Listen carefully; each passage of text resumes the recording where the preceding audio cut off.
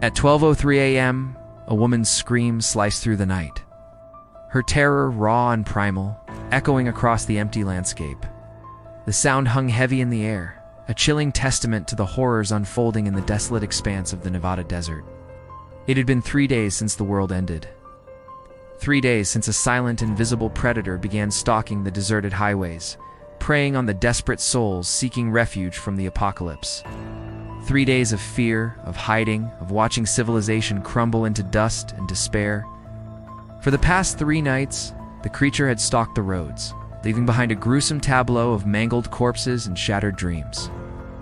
Each victim found drained of life, their bodies contorted in silent screams that echoed the terror they'd endured in their final moments. The highway became a macabre gallery of death, each new victim adding another brushstroke to the grim masterpiece of destruction. And tonight, the hunt continues. Under the cloak of darkness, the creature emerged, its presence heralded by an unsettling rustle in the wind. It moved with an eerie grace, its senses attuned to the subtle signs of life, its eyes gleaming with a predatory hunger. On the outskirts of a ghost town, a lone figure stirred. Hope flickered in her eyes, fueled by the promise of a better tomorrow. She had survived thus far, and against all odds, she would survive again. Grabbing her backpack, she slipped into the shadows, determined to vanish into the vast emptiness of the wasteland. But she wasn't alone. In the desolate mirror of the night, her pursuer watched, waited, ready to strike. The predator moved with unnatural swiftness, closing the distance between them, its presence seeping into her awareness like a venomous whisper. Its strength was legendary, its speed unmatched.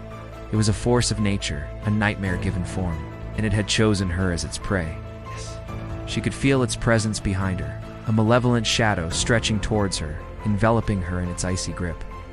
Fear threatened to consume her, but she pushed it down, replacing it with a fierce determination to stay alive. In the heart of the desert, the rules of survival were simple: run, hide, or die. She chose to run, fleeing into the maze of abandoned vehicles and rubble-strewn streets, hoping to lose herself in the labyrinth of the wasteland. But the desert offered little refuge. The creature was relentless, its stamina seemingly inexhaustible. It thrived in this desolate landscape, its every move echoing the harsh rhythm of the unforgiving terrain. Her breath ragged, muscles burning, she stumbled through the ruins of a gas station, the stench of decay mingling with the metallic temps of blood. Each labored breath echoed the pounding of her heart, a frantic tattoo against her ribs. The creature was close, its hot breath on her neck, its presence a suffocating weight on her shoulders. She dared not look back, but she could feel its gaze upon her, assessing, anticipating, waiting. Adrenaline surged through her veins, granting her a burst of speed, propelling her forward, urging her to keep moving, to keep fighting for her life. But the desert was a cruel mistress, offering little mercy to those who dared to challenge her wrath. Exhaustion gnawed at her limbs, turning her muscles to lead, slowing her every move. Her lungs burned, each inhalation a torment, each exhalation a plea for respite. But there was no respite in the desert's embrace. The creature was upon her, its shadow engulfing her, its presence a suffocating blanket stifling her hope. As the moon climbed higher in the inky expanse of the night sky, the hunt reached its climax. The girl collapsed, her body a crumpled heap on the sun-bleached asphalt. Her pursuer loomed over her, its eyes gleaming with a chilling intensity. It was the apex predator, the master of this desolate domain, and she was its vanquished prey. But even in defeat, the instinct to survive burned bright within her. She looked up at her captor, her gaze defiant, her voice trembling but resolute. She bargained, she pleaded, she promised, but her words were lost in the creature's uncaring abyss. Its approach was agonizingly slow, each step a deliberate choice. Each movement laden with a predatory grace that both fascinated and terrified her. She could see its musculature coiling beneath its skin, a testament to its otherworldly power, its alien strength. With a sudden fluid motion, it lunged. She braced for the end, for the extinguishing of her life's flame, for the finality of oblivion. But the pain never came.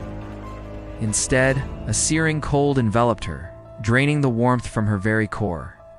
She felt her life essence being siphoned away, leaving behind a hollow echo of her former self. Her vision blurred, the edges of her awareness slipping away like sand through an hourglass. The creature hovered over her, its presence a tangible thing, its essence seeping into her, merging with her, becoming her. As darkness claimed her, she saw his face, pale and drawn, etched with worry lines and fatigue.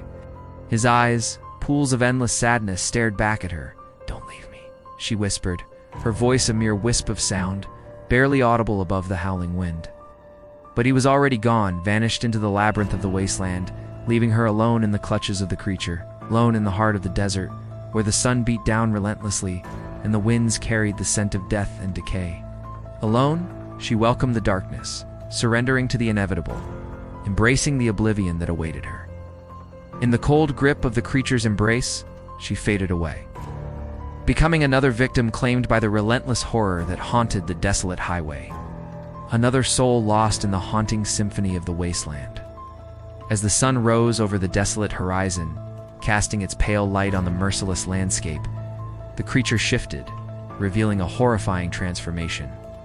Its features contorted, its body contorted, its eyes blazing with a terrifying intensity.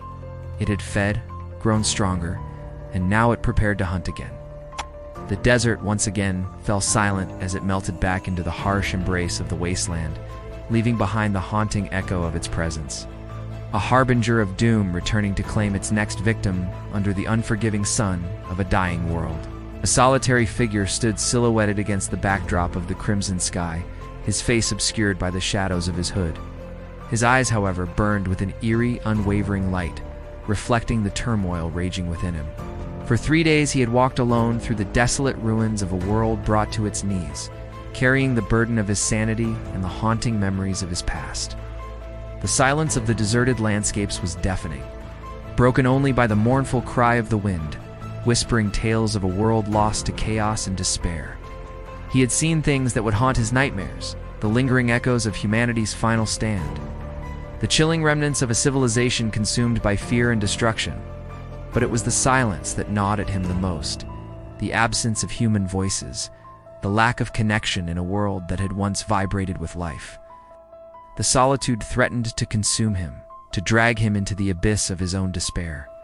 And so he spoke, not to a living soul, but to the empty expanse of the wasteland.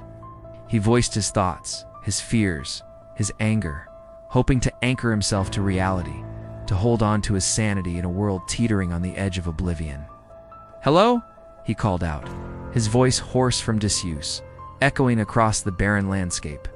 "Is anyone out there? Can anyone hear me? I'm not alone, right?" But the wasteland offered no response, no solace. Only the mocking whisper of the wind through the skeletal remains of buildings long gone. Despair threatened to engulf him, to pull him into the vortex of hopelessness.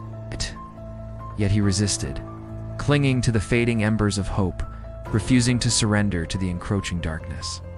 Then he heard it, a faint sound carried on the wings of the wind, a sound that pierced through the deafening silence, a sound that offered a glimmer of hope in the vast emptiness. It was a voice, a single word spoken, a lifeline thrown into the sea of his despair. Hope surged through him, propelling him forward, urging him to follow the faintest whisper of sound. Could it be real? Was he truly not alone in this desolate expanse?